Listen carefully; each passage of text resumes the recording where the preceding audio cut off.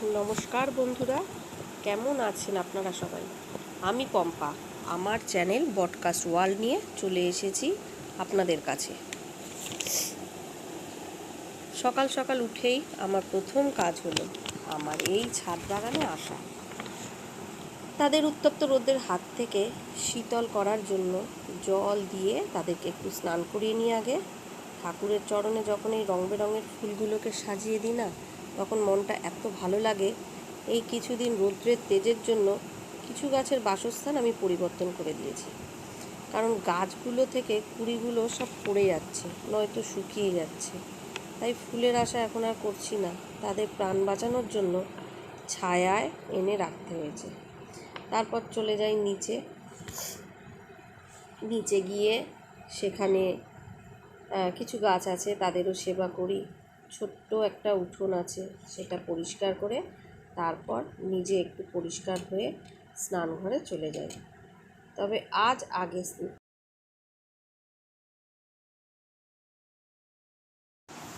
গাছগুলোর কি অবস্থা হয়ে রয়েছে, একটু জল পাচ্ছে না ওরা। কবে যে একটু বৃষ্টি নামবে তার ঠিক নেই।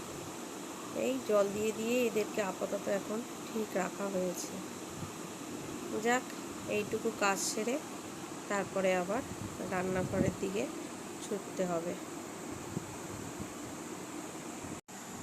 আজ বেশি রান্না ছিল না, কারণ একবেলার মতো রান্না করব। রাতের বেলা জল ঢালা ভাতই খাবো ভেবেছি সবাই মিলে। এত গরমের কারণে সেটাতেই যেন একটু স্বস্তি। তাই ছোট আলুর ঝোল বানাবো আর কই মাছের ঝাল, ব্যাস এইটুকু। ছোট আলুর রাতের বেলা ঠিক করেছি জল ঢালা ভাতের সঙ্গে একটু পেঁয়াজি আর একটু আলু ভাজা করে নেব। আমাদের বেশি মাছ মলা দিয়েই খাওয়া হয়। যাই হোক, এই রান্নাটা করতে প্রথমে তেজপাতা, শুকনো লঙ্কা আর জিরে ফোড়ন দিয়ে দিয়েছি। তারপর সেদ্ধ করা আলুগুলোকে একটু ফ্রাই করে নিয়ে যেতে হবে। তারপর জিরে, ধনে, গোলমরিচ, কয়েকটা শুকনো লঙ্কা, 1 চামচ পোস্ত পেস্ট করে এর মধ্যে দিয়ে নাড়াচাড়া করে একটু আদা বাটা দিয়ে ভালো করে কষিয়ে নিয়ে জল ঢেলে দিতে হবে। খানিকক্ষণ মিডিয়াম আছে ফুটে গেলে নামিয়ে নিতে হবে। একটুখানি টমেটো দিতে হয়েছে, একটু ভালো করে কষাতে হবে, তাহলে তার মশলাটার গন্ধটা আগে না সরিয়ে দিতে হবে।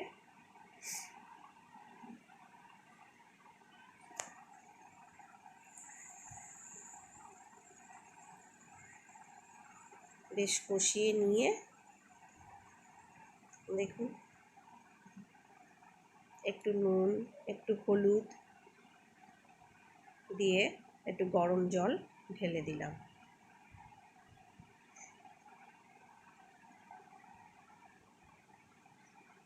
তারপর ফুটে গেলে আমার আলুর ঝোল তৈরি হয়ে যাবে। হ্যাঁ, এবারে একটুখানি ঢাকা দিয়ে বেশ খানিকক্ষণ মিডিয়াম আছে ফুটিয়ে নিতে হবে, তাহলেই আমার আলুর ঝোল তৈরি। আজকের মাছ ছিল কই মাছ। কই মাছের ঝাল বানানোর জন্য একটু পেঁয়াজ কুচি করে নিয়েছি। ফোড়নে যেমন গোটা জিরে, তেজপাতা, শুকনো লঙ্কা দিয়ে পেঁয়াজটাকে একটু ভাজা ভাজা করে নিয়েছি। তার মধ্যে একটু নুন, হলুদ, আদা বাটা, জিরে বাটা দিয়ে ভালো করে কষিয়ে একটু টমেটো কুচি দিয়ে ভালো করে কষাতে হবে, যাতে গন্ধগুলো মশলার চলে যায়।